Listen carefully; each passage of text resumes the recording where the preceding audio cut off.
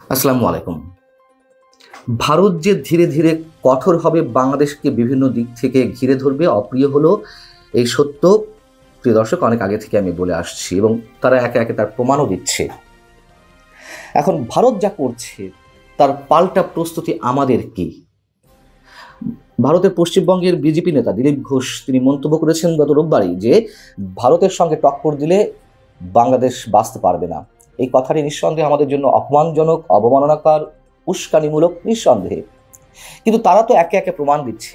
আমরা কতখানি তার পাল্টা ব্যবস্থা গ্রহণ করতে পারছি, নাকি আমাদের এখান থেকে বিভিন্ন পর্যায় থেকে যে উস্কানিমূলক বক্তব্য, উত্তেজনাকর বিবৃতি নানান পর্যায় থেকে দেওয়া হচ্ছে তার মধ্যে সীমাবদ্ধ থাকব এবং এইগুলো করে বরং ক্ষতিটা কার বেশি হচ্ছে সেগুলো আমরা বিবেচনায় নিচ্ছি কিনা।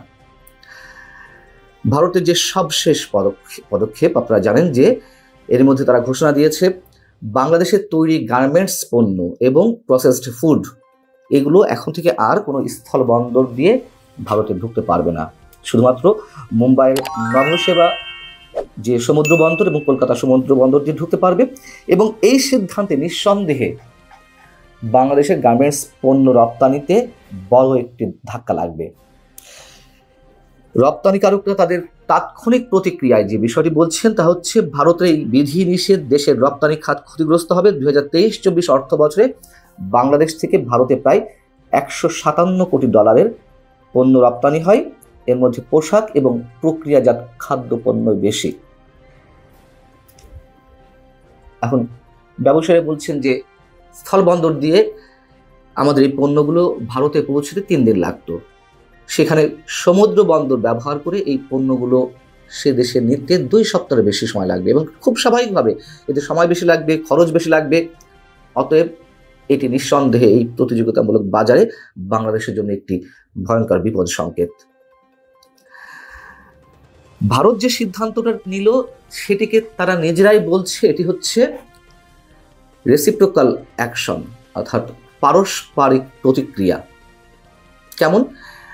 মানে যেমন আমরা যদি বলি যে গত 8 এপ্রিল ভারত তার ট্রান্সশিপমেন্ট সুবিধা বাংলাদেশের জন্য বাতিল করেছিল। বাংলাদেশ প্রথমে বলেছিল এতে আমাদের কিছুই হবে না, কোনো ক্ষতি হবে না। পরবর্তীতে বাণিজ্য উপদেষ্টা নিজে জানালেন যে এতে আমাদের বাৎসরিক ক্ষতি 2000 কোটি টাকা। এবং তার পরবর্তীতে 15ই এপ্রিল আমরা কি করলাম যে ভারত থেকে সুতা আমদানি বন্ধ করে দিলাম। সুতা উৎপাদন আমরাও করি, আমাদের যথেষ্ট পরিমাণ স্পিনিং মিল রয়েছে, কিন্তু এই বিষয়টি আমাদের নিট খাতে যে ক্ষুদ্র এবং মাঝারি শিল্প উদ্যোক্তারা রয়েছেন তাদের জন্য নিঃসন্দেহে অনেক বেশি ক্ষতির কারণ। তার কারণ প্রতি কেজি সুতা ভারত থেকে আমদানিতে মোটামুটি 20 থেকে 30 সেকেন্ড খরচ কম পড়তো। অতএব ক্ষুদ্র ও মাঝারি বিক্রেতারা তারা ভারত থেকে শুধু আমদানি করতেন। কিন্তু প্রশ্ন উঠতে পারে তাহলে আমাদের যে স্পিনিং মিলগুলো রয়েছে তারা কি করবে? তাদের দাবির মুখে এটি করা হয়েছে। দেখুন, দাবি আগে থেকেই ছিল। এটি অনেকেই বলেন যে এটি এক ধরনের চ্যালেঞ্জ থেকে এটি করা হয়েছে। এর সত্য মিথ্যা নিশ্চয়ই কেউ সহজে স্বীকার করতে চাইবে না। তবে স্পিনিং মিল মালিক যারা রয়েছেন তাদের উৎপাদন বাড়াতে বা তাদেরকে লাভজনক পর্যায়ে নিতে নিশ্চয়ই অন্য কোনো পদ্ধতি ছিল, সেদিকে সরকার তাকায়নি। এনবিআর এর এক কলমের খোঁচায় সেটি বন্ধ হয়ে যায়, ভারত থেকে স্থল বন্দর দিয়ে সুতা আমদানি বিষয়টি। এদিকে কি করা হচ্ছে?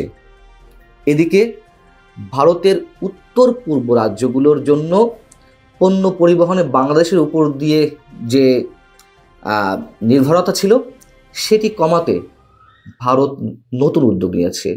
সেটা হচ্ছে মেঘালয়ের শিলং থেকে আসামের শিলাচর পর্যন্ত 166 কিলোমিটার পথ তারা সম্প্রসারিত করছে এবং এর মধ্যে দিয়ে একদিকে তারা ভারতের 7 সিস্টার্স যে রাজ্যগুলো সেগুলোর সঙ্গে কলকাতার সরাসরি যোগাযোগ স্থাপিত হবে, অন্যদিকে এই রাজ্যগুলোর সঙ্গে মিয়ানমারের কানেক্টিভিটিও বাড়বে। এইগুলো কোত্থেকে এসেছে? ভারতের মধ্যে যে সন্দেহের একটা দানা থেকে ভারত এই উদ্যোগগুলো নিচ্ছে আবারও বলতে হয়। এবং ভারতের গণমাধ্যমগুলো নতুন করে যে বিষয়টি লিখেছে এটিকে কেন্দ্র করে, তা হচ্ছে গত মার্চ মাসে আমাদের প্রধান উপদেষ্টা চীন সফরে গিয়ে মন্তব্য করেছিলেন যে ভারতের 7 সিস্টার্স যে রাজ্যগুলো সেগুলো ল্যান্ড লকড অবস্থা আছে এবং সেগুলোর কানেক্টিভিটির জন্য যে সমুদ্র, তার একমাত্র অভিভাবক বাংলাদেশ। এবং সেই একই কথা তিনি গত বৃহস্পতিবার চট্টগ্রামের একটি আলোচনা অনুষ্ঠানে মন্তব্য করলেন। সেখানে বললেন যে ভারতের উত্তর পূর্বের রাজ্যগুলির অবস্থানগত যে সমস্যা, তাতে এই উপমহাদেশের এই এলাকায় বাংলাদেশই হলো হৃৎপিণ্ড। এখন প্রধান উপদেষ্টা কার্যালয় থেকে বা সরকারের বিভিন্ন পর্যায় থেকে বলা হয় যে এগুলো আসলে বাণিজ্য, অর্থনীতি এগুলো সম্প্রসারণের জন্য আমাদের প্রধান উপদেষ্টা এগুলো এই ধরনের মন্তব্য করছেন, কিন্তু তার প্রতিফলন তো আমরা অন্য অন্য কর্মকাণ্ডে দেখতে পাচ্ছি না। এবং যেটি বাস্তবতা, ভারত যে ভয়ঙ্কর কাজটি করছে এটি অবশ্যই নিন্দনীয়। অবশ্যই আমরা তীব্র প্রতিবাদ জানাই। ভারত গত কয়েকদিনে যে পুশিন করছে, সেখানে বিভিন্ন রাজ্যে বাংলাদেশ অবৈধ বাংলাদেশিরা রয়েছে এমন অভিযোগে শত শত বাংলাদেশি এর মধ্যে পুশিন করা হয়েছে।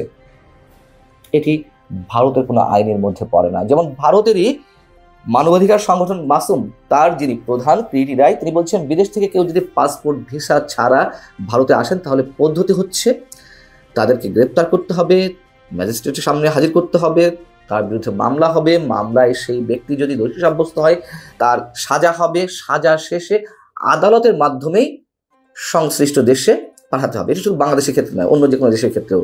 কিন্তু ভারত সেই পথে হাঁটছে না। এর মধ্যে ভারতের রাজস্থান কিংবা গুজরাট এবং উত্তরপ্রদেশ এইসব রাজ্যগুলোতে অনেক অবৈধ বাংলাদেশিকে চিহ্নিত করেছে তাদের বক্তব্য অনুযায়ী। তবে দেখা গেছে যে তাদের অনেকেই বাংলাদেশি নন। এই যে ভারতের যে নিঃসন্দেহে এটা উস্কানি, এটি আমরা তীব্র প্রতিবাদ জানাই। কিন্তু ভারত তো করে যাচ্ছে, আমাদের উপায়টি কি? আমরা কিভাবে তার মুখ্যম জবাব দিতে পারি? যে বাণিজ্য সম্পর্ক আমাদের রয়েছে, ভারত একে একে আমাদের বিভিন্ন জায়গায় সংকুচিত করে ফেলছে। ভারত যে গার্মেন্টস পণ্য রপ্তানি উপরে এক ধরনের সীমাবদ্ধ করলো রপ্তানি করার ক্ষেত্রটি, এতে যত জানা গেছে যেহেতু সুতা আমদানি আমরা বন্ধ করে দিয়েছি, এই সুতা আমদানির কারণে ভারতের কৃষকরা যথেষ্ট পরিমাণ ক্ষতির সম্মুখীন হবে। তার পরিপ্রেক্ষিতে ভারত এই সিদ্ধান্তটি নিয়েছে যাতে আমাদের রপ্তানিকারকরা ক্ষতিগ্রস্ত হয়। এখন প্রশ্ন হচ্ছে যে যদি আমাদের যে বিশাল অঙ্কের যে পণ্য আমদানি করা হয়, পেঁয়াজ থেকে শুরু করে আরও অনেক কিছু, এগুলোর উপরে ভারত বিধি নিষেধ আরোপ করে, আমাদের বিকল্প রাস্তাগুলো কি? সেগুলোকে আমরা এর মধ্যে তৈরি করেছি? যদি তৈরি করে না থাকে, আমার কথা হচ্ছে একটাই, বারবার যেটি বলি, আমাদের দক্ষ কূটনৈতিক কৌশলের মাধ্যমে সবকিছু এগিয়ে নিতে হবে। ভারতের এক ধরনের উস্কানি রয়েছে, সত্য কথা। ভারত যে বাংলাদেশকে নিয়ে বা তার যে সীমান্ত ভারত বাংলাদেশের, সেটিকে নিয়ে চিন্তাগ্রস্ত, সেটি তো কোনো ভুল নেই। দেশের নানান পর্যায় থেকে যে সাম্প্রদায়িক শক্তির উত্থান কিংবা আস্ফালন, এবং ভারত একপক্ষীয় নীতি বা একচোখা নীতি নিয়ে এখনো পর্যন্ত রয়ে গেছে, আওয়ামী লীগের প্রতি দুর্বল, তারা আওয়ামী লীগকে চায়। এইসব জায়গা থেকে যেমন ভারতকে এগিয়ে আসতে হবে উদার মনোভাব নিয়ে, তেমনি অহেতুক আমরা ভারত দখল করব, ভারতের 7 রাজ্য দখল করবে, এইসব উস্কানিমূলক বক্তব্য দিয়ে অহেতুক উত্তেজনা বাড়ানোর কোনো কারণ নেই। সেটি সরকারের শীর্ষ মহল থেকে শুরু করে সরকারের যারা পরোক্ষ এবং প্রত্যক্ষভাবে স্টেক হোল্ডার হিসেবে পরিচিত, তাদের বিভিন্ন অবস্থান থেকে আমরা এই ধরনের বক্তব্য পাচ্ছি। অর্থাৎ শুধুমাত্র এই ধরনের সুর দিয়ে, উত্তেজনাকর বক্তব্য দিয়ে তাদের লাভটা আমাদের কিছু হবে না। ভারত যা পারবে, অনেক ক্ষেত্রেই আমরা হয়তো পারবো না, কিন্তু আমাদের কৌশলটি তো ছিল, সেটি কেন আমরা অ্যাপ্লাই করছি না? আল্লাহ হাফিজ। ভালো।